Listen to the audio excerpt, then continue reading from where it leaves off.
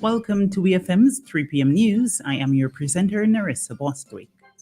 On the local scene, the Caribbean Feminist Climate Justice Movement, CFCJM, in partnership with the Global Fund for Women, has awarded grants totaling $50,000 in funding to locally based grassroots organizations We Are Myru Inc. and Next Level Inc.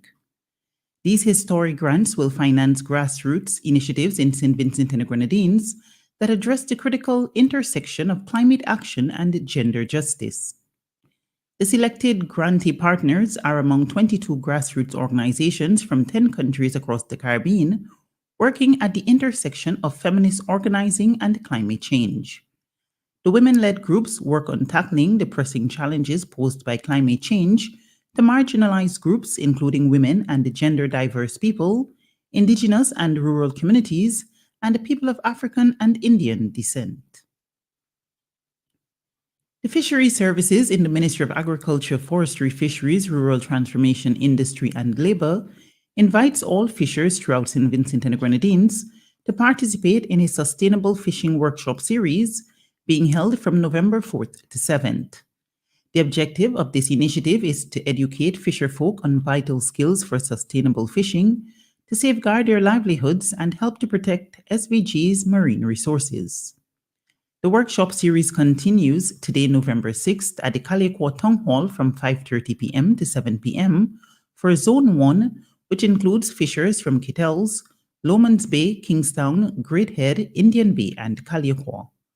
On Thursday, November 7th, a workshop will be held at the Barley Learning Resource Center from 5:30 p.m. to 7 p.m. for Zone 2, which includes fishers from Layou, Clare Valley, Barley, and Bookman Bay.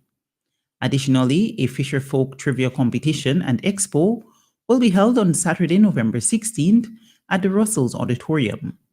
Fishing crew, fish processors, and fish vendors are invited to register for this event by November 9th. The Industry Department within the Ministry of Agriculture, Forestry, Fisheries, Rural Transformation, Industry and Labour hosted a one-day workshop on October 30th on bookkeeping, tailored specifically for small business owners at the Telecommunications Conference Room. The workshop was designed to provide 12 small grant recipients with essential bookkeeping knowledge and practical skills to enhance the financial management of their businesses. Facilitated by Madonna Johnson of the Center for Enterprise Development, Inc., CED, the session covered key areas of basic bookkeeping, helping participants understand the principles of tracking expenses, managing income, and maintaining accurate financial records. This foundational knowledge is intended to support these business owners in making sound financial decisions and ensuring business growth. In original news, a respite center and a residential facility are on the cards for disabled adults in Barbados. Prime Minister Mia Motley made the disclosure in the House of Assembly yesterday when debate continued on a resolution on the national policy for improving the lives of persons with disabilities. While Motley said the location was not settled, she maintained it is important for us to build a respite center and to build a residential facility that can start to accommodate adults living with disabilities who need assisted living. She said she already advised Minister of People Empowerment and Elder Affairs, Kirk Humphrey, of the capital project that the government will accept and finance from as early as next year. A long-standing dispute between Sandals Grande Antigua Resort and Spa and the government of Antigua and Barbuda has resurfaced. According to the Antigua Observer, Prime Minister Gaston Brown has accused the luxury hotel chain of attempting to exploit tax concessions and evade paying its fair share of taxes. According to Brown, the Inland Revenue Department has assessed Sandals for an outstanding tax bill of $30 million.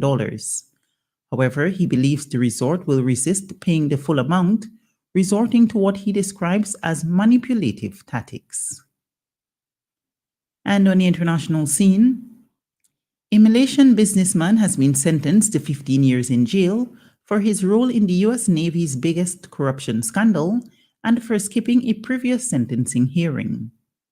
Leonard Glenn Francis, known as Fat Leonard, pleaded guilty in 2015 to bribing senior Navy officials with millions of dollars in cash, prostitutes, luxury travel, and top shelf liquor and cigars. In exchange, Francis said he received classified information and was able to overcharge the Navy $35 million for his company's services to the 7th Fleet based in the Indo-Pacific. According to the BBC, Francis had been due for sentencing in 2022, but he escaped in September that year by cutting off his ankle bracelet. He was, however, recaptured within days.